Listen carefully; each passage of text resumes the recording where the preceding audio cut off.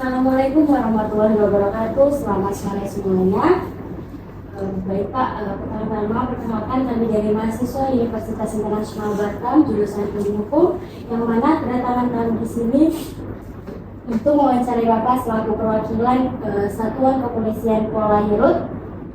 Dan sebelum itu izinkan kami memperkenalkan diri kami dulu ya Pak. Perkenalkan Pak, nama saya Aisyah Putri. Nama saya Ferlin Alatu. Nama saya Putri Umaira. Nama saya Salvira. Nama saya Aisyah Marsela. Nama saya Nabila. Nama saya Siti Nubu. Ya, mungkin Bapak dan nama saya Herianto Pangkat Aida. Saya kemarin.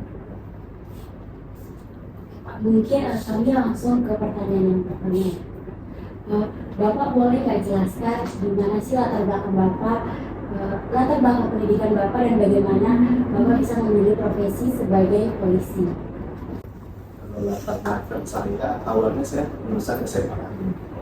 Lulusan SMA, masuk ke Polair ini, dulu saya belum begitu mengenal Polair itu apa. Karena saya lulus pendidikan itu di SPM. SPM itu tugasnya tugas umum, polisi tugas umum. Sedangkan Polair ini pendidikannya ada khusus. Pendidikannya ada khusus. Jadi setelah saya lulus pendidikan, magang, ditempatkan di Polair.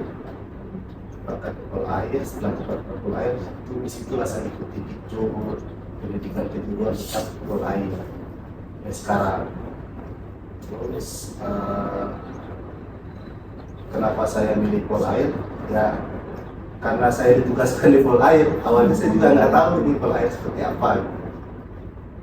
Setelah ditugaskan di Polair, terasa nyaman kerja di Polair. Ya, kita berhubungan dengan masyarakat kepulauan, masyarakat pesisir. Berarti kan Bapak itu ditugaskan ya, Bapak nggak bisa milih mau satuan ini, nggak bisa. Tidak bisa. Mungkin latar belakang sekolah juga kan. Mungkin kami lanjut ke pertanyaan nomor 2 Pak. Baik Pak, sebelumnya saya akan lanjut ya pertanyaan kedua, yaitu bagaimana sih Bapak Haryanto ini memahami konsep etika profesi dalam pekerjaan sebagai polisi Pak? Etikanya yang penting kita sebagai polisi yang melakukan hal yang sesuai dengan aturan apa saja aturan yang mengikat kita. Baik Pak, saya lanjut ya Pak. Yang di pertanyaan ketiga, yaitu apa saja sih nilai-nilai utama yang menjadi dasar dalam menjalankan profesi sebagai anggota kepolisian Pak? Nilai utama ya tentu etika tadi. Etika profesinya ya Pak ya. Saya lanjut ya Pak. Pernahkah Bapak menghadapi dilema etika? Terus bagaimana cara Bapak menyikapinya kira-kira? Sering. Kadang tugas saya di sini kan sebagai penyidik, ketemu pelaku tindak pidana itu yang macam-macam. Dalam artian dia sudah melakukan kesalahan tapi tidak mengakui. Nah, itu yang susah kita di sini. Jadi tetap bagaimanapun kita harus menegakkan hukum kan.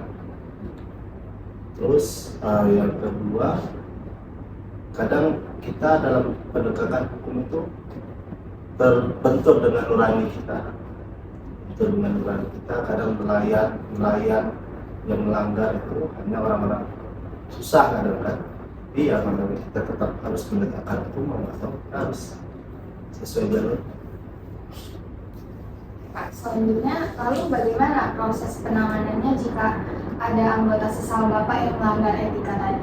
Kalau terhadap personil yang melakukan pelanggaran, ada tugas kepolisian yang lain, seperti contohnya propos atau propam, mereka yang menangani. Lalu ada pertanyaan selanjutnya Pak. Jadi menurut Bapak nih, pandangan Bapak dalam kode etik Polri dan tujuannya itu apa? Nah, kode etik Polri itu yang tujuannya untuk menjaga agar kepolisian ini tidak melenceng, tidak melakukan pelanggaran. Berikutnya apa saja prinsip utama dalam kode etik menurut Bapak sendiri?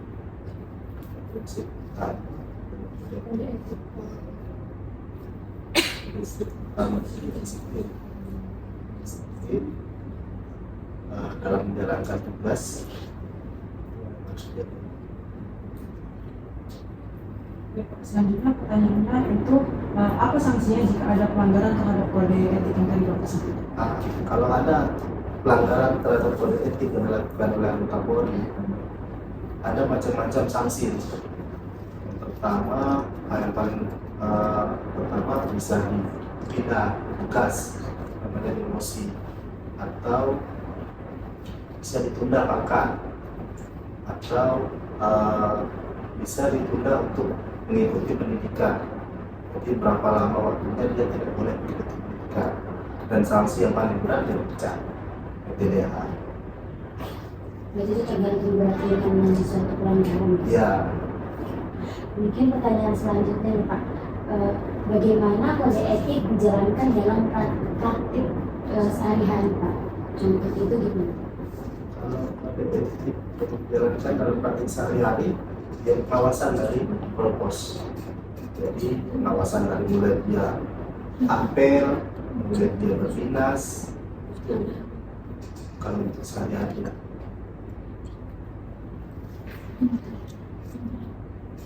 Baik Pak, yang terakhir yaitu pertanyaannya, apa pesan Bapak bagi mahasiswa yang ingin menjadi aparat penegak hukum di masa kedepannya Pak?